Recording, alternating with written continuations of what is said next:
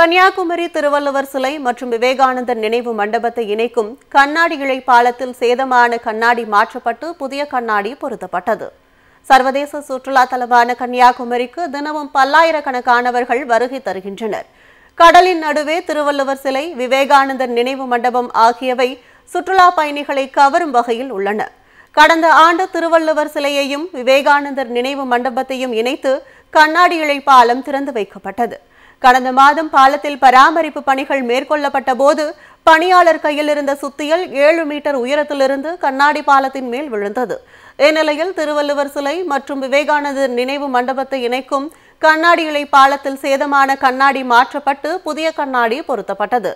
புதன்கிழமை முதல் இந்த பாலத்தில் சுற்றுலா பயணிகள் நடந்து செல்ல அனுமதிக்கப்படுவார்கள் என மாவட்ட ஆட்சியர் அழகு மீனா தெரிவித்துள்ளார்.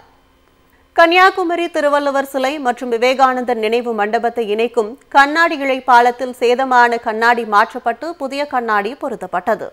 சர்வதேச சுற்றுலா தலமான கன்னியாகுமரிக்கு தினமும் பல்லாயிரக்கணக்கானவர்கள் வருகை தருகின்றனர்.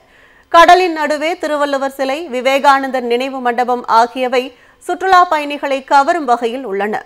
கடந்த ஆண்டு திருவள்ளுவர் சிலையையும் விவேகானந்தர் நினைவு மண்டபத்தையும் இணைத்து கண்ணாடி இழை பாலம் திறந்து வைக்கப்பட்டது.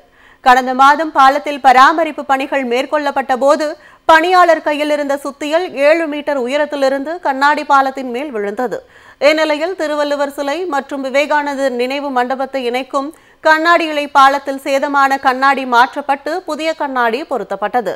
புதன்கிழமை முதல் இந்த பாலத்தில் சுற்றுலா பயணிகள் நடந்து செல்ல அனுமதிக்கப்படுவார்கள் என மாவட்ட ஆட்சியர் அழகு மீனா தெரிவித்துள்ளார்.